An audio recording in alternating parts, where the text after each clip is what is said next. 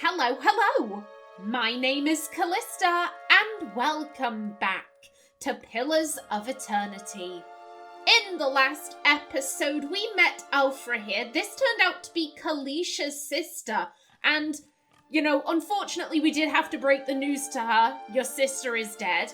And she revealed that she's pregnant. The whole reason why she asked Kallisha to come was that she was hoping that Kallisha could go to a midwife, Ranga, who apparently knows how to prevent children from being born hollow-born. Which, it does seem a little strange. If there's a local midwife with that information, why wouldn't Lord Radric just go summon her? Why rely on animancers and ciphers and all of these strangers coming into the village? Why rely on them when you have a somewhat local midwife who apparently has the cure to the hollow-born curse? That is very strange. I find that very, very strange. Either way, we should at least explore the rest of the village before we head off to find her. Everyone? Hey there. Down this way. We are just going to make our way around. As I do believe there were... Oh, can we get into these houses? Maybe. Maybe. They aren't marked on the map as being anything important. But still, I'd rather check. I'd rather check and make sure, oh yeah, this is nothing. Oh, we can go in. We can go in. Also, I'm having that. Thank you. Oh, hello. Wait a minute, was that a fire god-like? They're both named. They're both named. Okay, we'll go have a chat with you in a minute. Thank you, Goldrot Chew. Yeah, I'm just gonna go into your fields and take your stuff. Because I can. That I think was a ghost. Despite the rains, the stalks feel as dry and stiff as a locust husk. Ooh.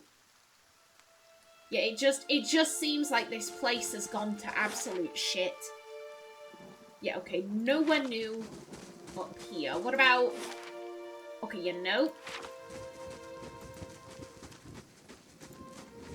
Yeah, I am just gonna poke my head out of every map spot just to see if it opens up any new locations. Hello? Edlin and Kyra, okay. Okay, that's stealing. That's stealing, boo.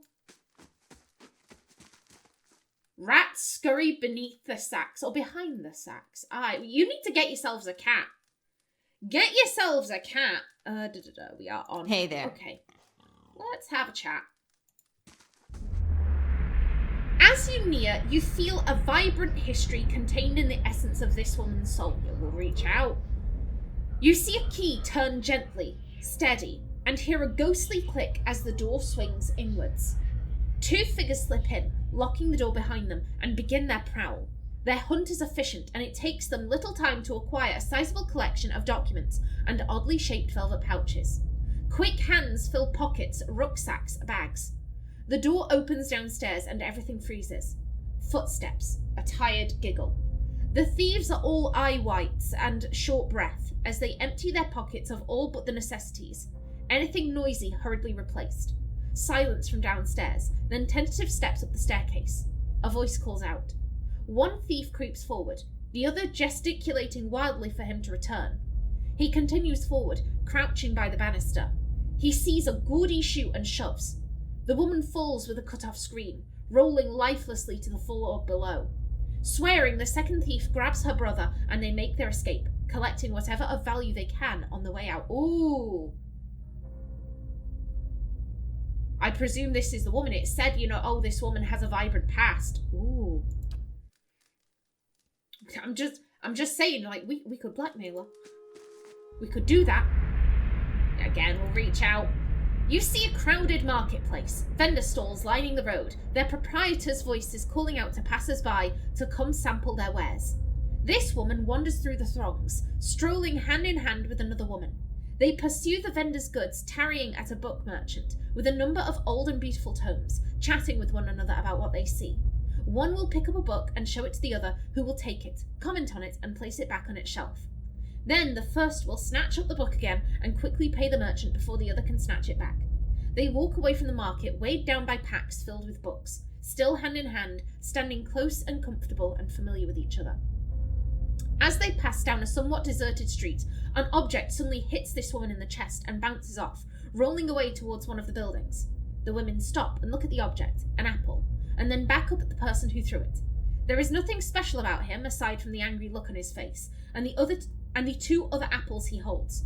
Before either woman can move, the man draws back and throws another one at them, this time hitting the second woman in the forehead. He yells at them, something derisive and hateful, something about a legacy and about responsibilities. The woman raises her hand to her head and wipes the juice and bits of fruit from her face and stares the man down defiantly. The first woman squeezes her hand and puts the other on her companion's shoulder, attempting to calm her down. The other woman pulls a book from her pack and holds it before her, muttering under her breath. She pulls her hand free and waves it above the book, an aura forming around her. The first woman is still trying to calm her down, but all she says goes unheard. The man, uncaring of the events happening in front of him, draws back and throws the last apple. As it arcs through the air towards them, the second woman brings up her hand and points at the apple. A glowing orb of energy flies from her hand and strikes the apple, causing it to explode, raining bits of apple down on the road and buildings around them.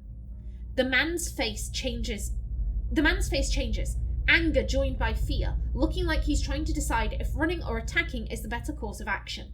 The second woman has started chanting again, her hand glowing, her eyes narrowing. This woman steps in front of her, placing herself between her love and their attacker. She touches her face, gently stroking it while whispering calming words. A kiss.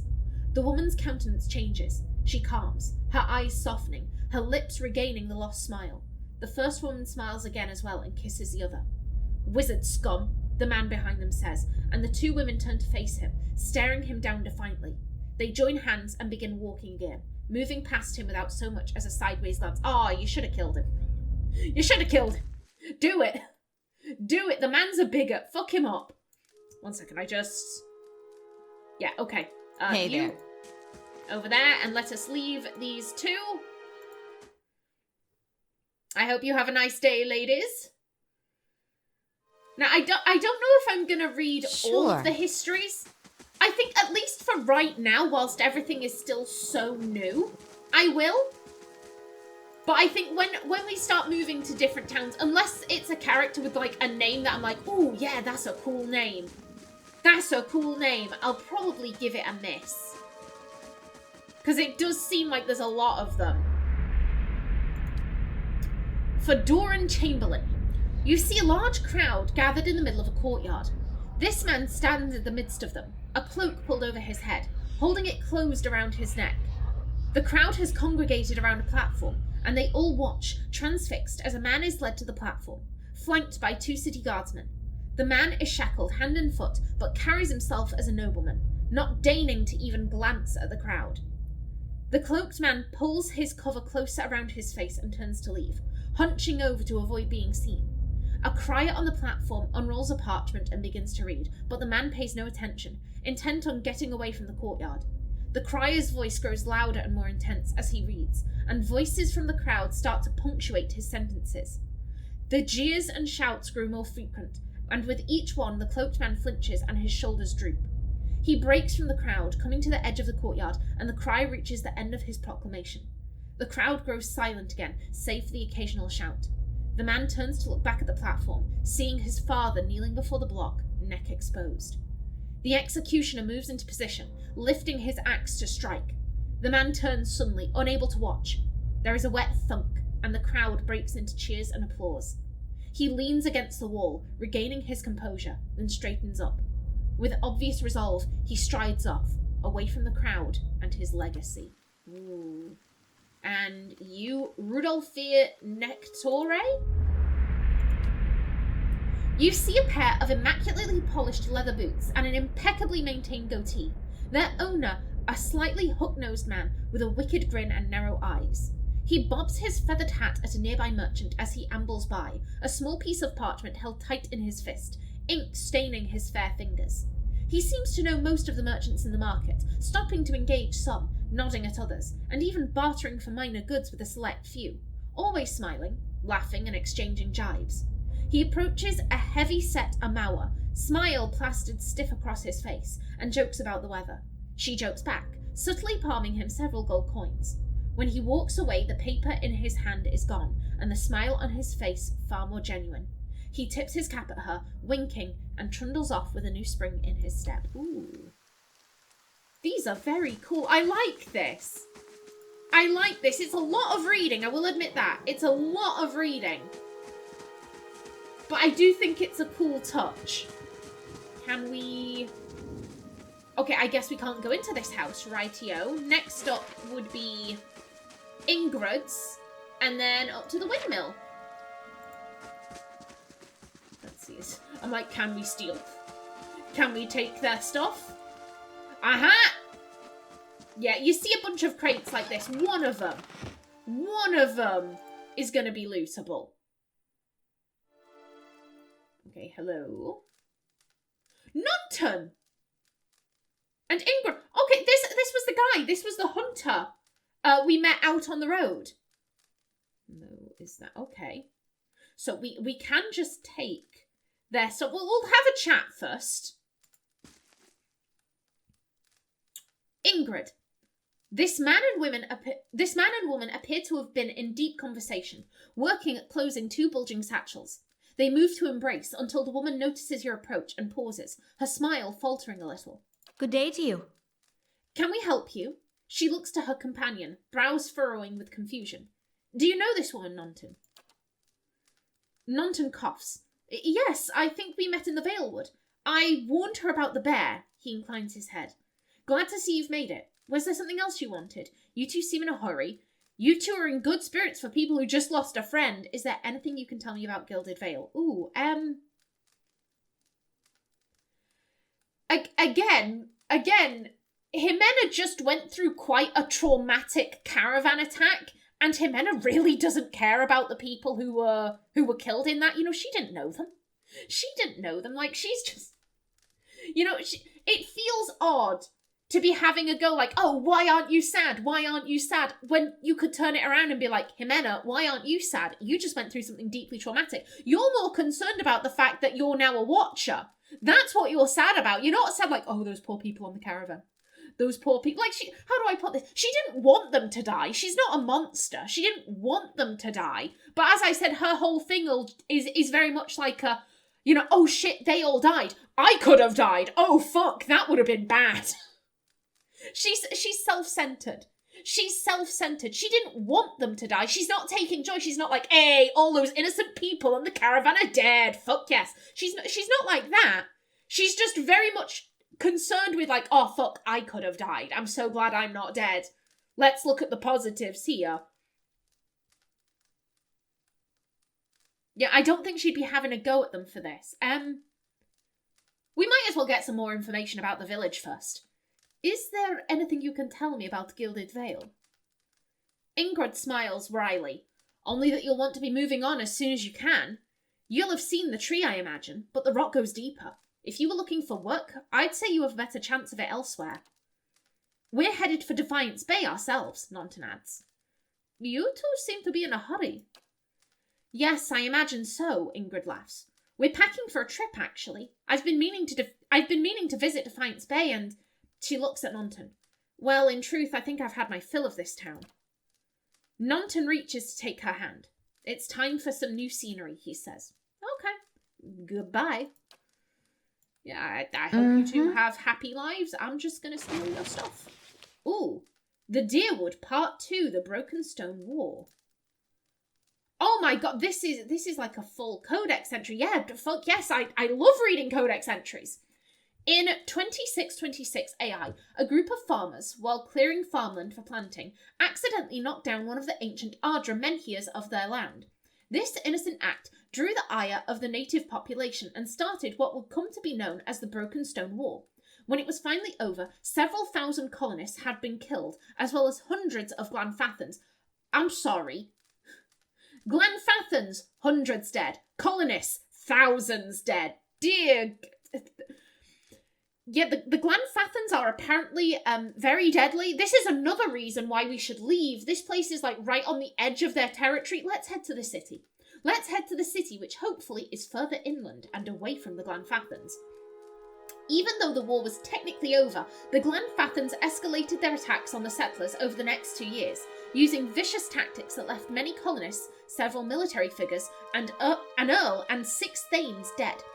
Unable to stop the Glanfathan attacks, the earls elected Earl Edrag Hadret to the position of Gref. Well respected and known to be a master of military tactics, he was tasked with dealing with the Glanfathan threat. Edrag fought with the Glanfathans, led by an Orlan named Regd, for the next 2 years. Neither side can gain the upper hand on the other, resulting in a tense stalemate between the two groups. Because of this stalemate, the hostilities slowly died off, and in 2631, the Deerwooden people signed a treaty with the Glanfathans. Regd would step down, the Glanfathans would stop their attacks altogether, and the Deerwooden people would leave the ruins alone. This treaty angered the nobility in Adia, as it brought to a halt the supply of artifacts. Edrang also tried to get the practice of slavery outlawed, but this was not successful. Because of this, the peace between the Deerwood and Irglanfath is uneasy and tumultuous. Small patches of rural violence will crop up, but were easily dealt with, as neither side wanted another war. I do apologise for all of the tongue fumbles. I do apologise. This is my first recording session of the day, and my tongue very clearly needs to warm up. Okay, yeah, we're taking that. We're taking that, and we're taking this. Yoink. And no one's stopping me. No one's stopping me. Jimena's Sure. like, thank you. Oh, ha, ha, ha, ha. This is why we check. This is why we check. Wine. Rope and grappling hook. Ooh. Okay, we already have that. Okay, that's good. There was the thing. The thing in literally right around where we met Nonton. Yeah, you. There was that wall, and it said we needed something to climb up. A grappling hook would do, I think. A grappling hook would do. Hey there. Let's see. And what was? Excuse me. I saw that. Yeah, you. This bottle of Sonred is half empty. Okay. Okay, they've been drinking. Good for them. Yeah, thank you for the stuff. I will take my leave. Yeah, we also, I think, okay. Sure. Okay, I think the first place I'm going to go, that's just a villager, yeah, the first place I'm going to go back up here to scale that wall. I want to scale that wall. And then, oh, we never explored Bear Cave. And I kind of want to explore it. At the same time, I'm also like, I don't know how deadly bears are in this game. I don't know how deadly bears are, and that makes me pause. And I mean, technically speaking, we're not being paid to take out the bear. Nonton didn't ask us, hey, can you please, avenge my friend? There was none of... Ooh. I'm gonna just finish off my thought. Yeah, there was none of that. I'd be exploring it because I want to explore it. Maybe Ximena is thinking, Nonton said his friend died. Maybe his friend had loot on him. We can go rob from the corpse. That'd be grand. The bear might have killed more people, so there might be more loot back there. Like, Ximena would be going to do it for loot. We have an actual job. Alfra has said, hey, I'll pay you if you go speak to this midwife. So I feel like we should probably be doing that first. We know there's more grain in there, Trumbull. We won't settle for scraps while you grow fat on our crops. A muffled shouting emerges from inside the mill.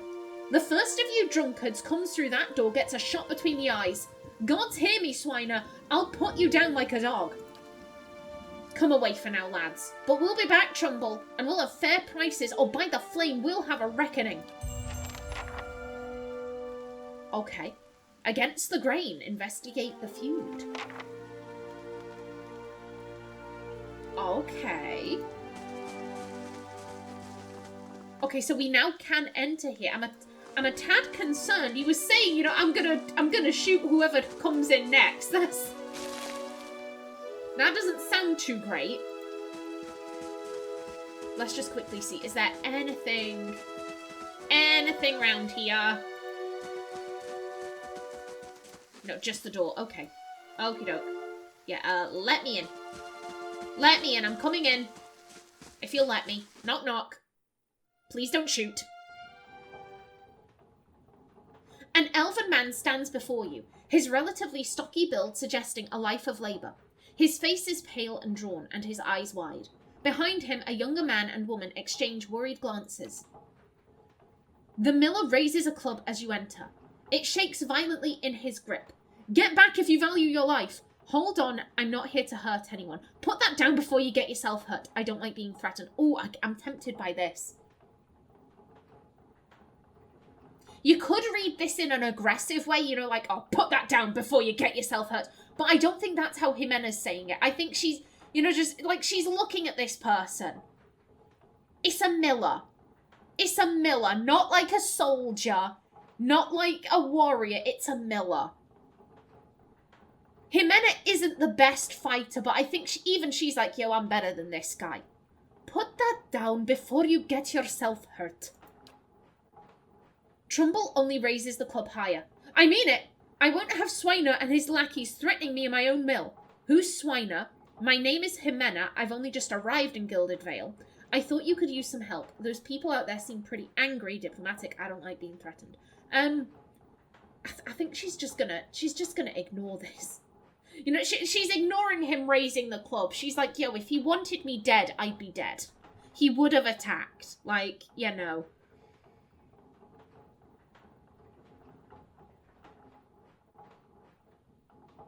He'd probably feel more at ease if he at least knew who we were. We're just some random stranger that's barged in. My name is Ximena. I've only just arrived in Gilded Vale. Trumbull shakes his head. You picked a bad time to come visiting. Gilded Vale's had all its shine scraped off. Just a big dung heap now, and Swainor thinks he's king of it. They're all of them mad.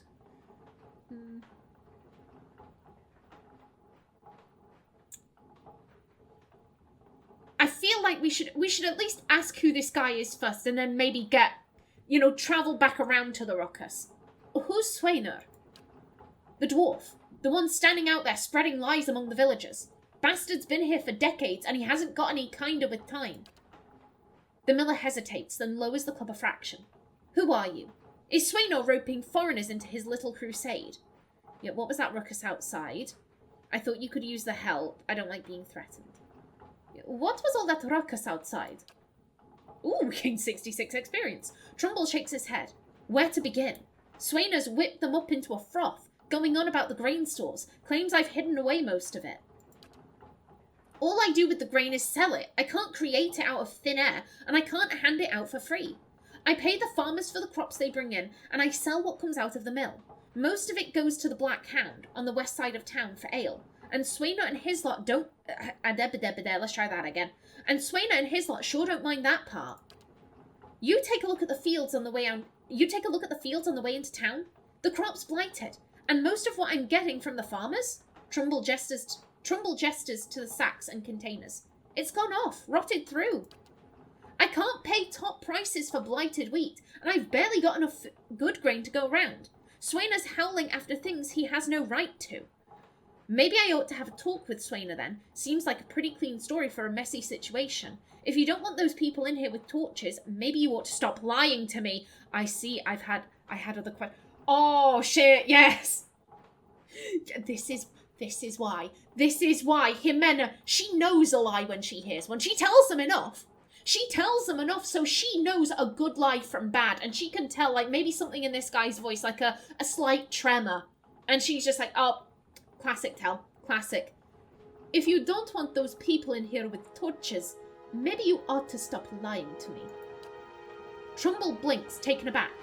I'm not. Look, it's no lie. The stores really are low. And with so little grain going around, I had to raise the prices for some people. Ah.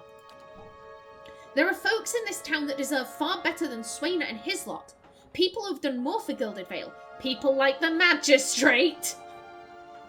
Maybe I ought to go have a talk with Ximena then. Ximena's people are farmers. They gathered that grain for you. What do you mean? So the important people get it for cheap. And everyone else, they pay the increased prices. People like the magistrate. Oh, damn. I can't do anything about that, Trumbull says, his voice quiet. That's just how it works. Maybe things are different elsewhere. Here, Radrick's men, they keep the village safe, so ooh. I bet, Resolve 17, I bet that would be like, stop this. Stop this. Fair prices for everyone. Ooh.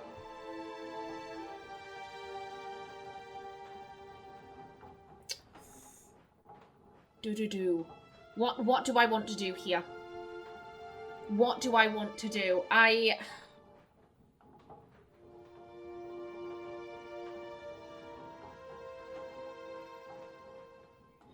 think Ximena, she's not noble. She's not noble. And I don't think she has any particular love for the upper, the upper caste, the upper echelons of society.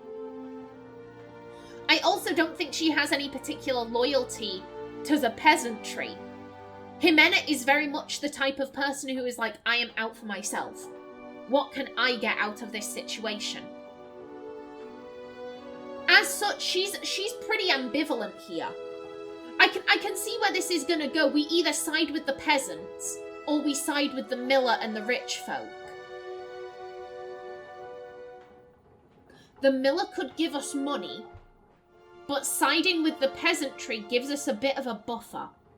Just in case someone does decide, right, that moon godlike that came into town, let's kill her. Let's kill her. Maybe her death will bring good luck. Some kind of superstitious gubbins, they come to the conclusion, oh yeah, let's lynch her. If she befriends the peasantry, then whilst they probably wouldn't step in, they might be more inclined to be like, oh yeah, that moon godlike, I haven't seen her. I haven't seen her recently. They might buy her some time to escape. Oh.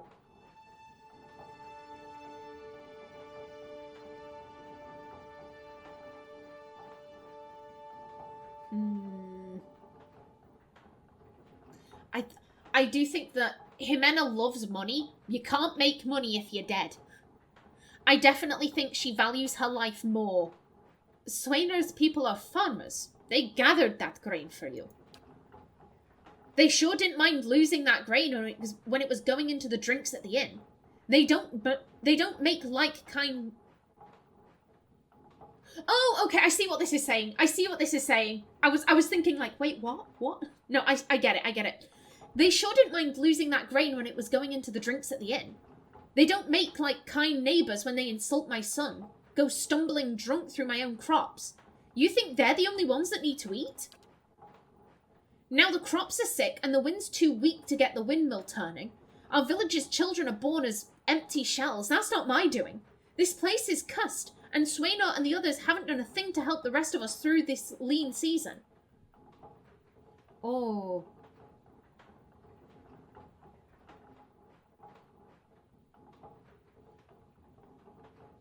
Yeah, so it does just seem... It does just seem like... So Ximena was a bit of a dick, and now everyone's suffering, and Trumbull's decided, right, I'm going to make you suffer more. I'm going to make you suffer more. Oh, they haven't done a thing to help. Well, what can they do? The crops are blighted. The crops are blighted. What can they do about that? Are any of them botanists? Doesn't sound like it. The children are being born empty. What can they do? Again, they're farmers. They're farmers, not priests or doctors. They can't do anything about this. It seems like they were dicks in the past, and this guy's decided, right, I'm going to take this as an opportunity to mess them up. Which, again, Ximena doesn't necessarily care about. She's just hoping, if I befriend the peasants, if I befriend them, and someone comes for me in the night, Maybe they'll buy me some time to leave. Is your self-righteousness worth losing your family over? Trumbull opens his mouth to protest, but his expression shifts into resignation well before he finally nods and speaks. You're right, he says quietly. I've been trying to plan for the future, but we're in danger here and now. Fine. Tell Swiner and the others I've reconsidered. Provided he pays the same as everyone else, he's welcome to his fair share. Trumbull sighs. And let's hope we can trade for supplies real soon, or we'll all be in a bad way. Gilded Vale, minor positive. Excellent. Okay. Okay, we've stopped the feud. Maybe we'll be lucky, and Swinor will give us some money. But I think what Ximena is hoping for... Okay, that's theft. That's theft. We can't get up there. That's closed off. Okay, so it does look like we can talk to all of them. You know what? We'll have a chat. You got what you wanted. Leave us alone. You'll regret this, and so will Swinor when the town's starving around him.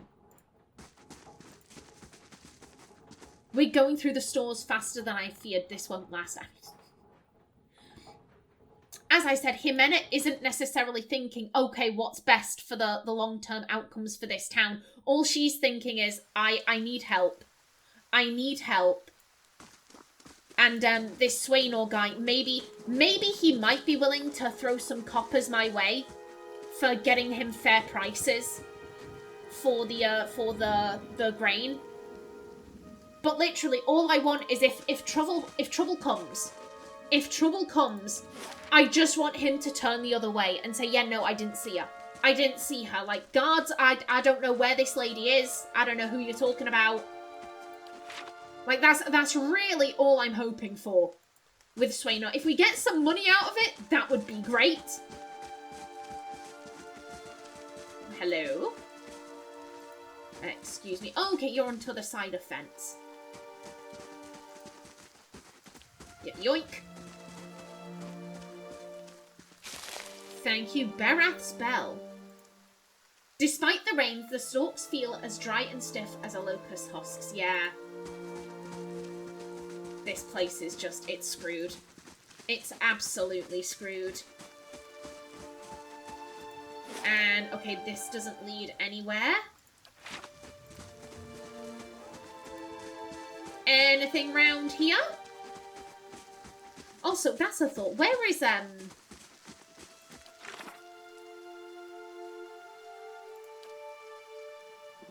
Okay, that's for Edir. Yeah, that's Ranga. Against the grain.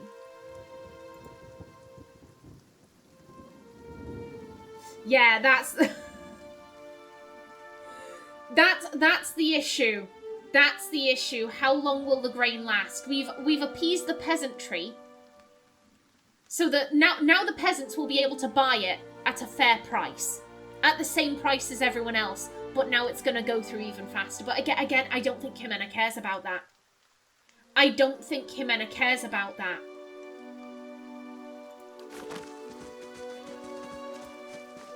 All she cares about is like, right, okay, the Easternwood. Or Estonwood. I wonder if that's a spelling error or if that's intentional. Either way, that's somewhere we can go. Okay, that's the Estonwood.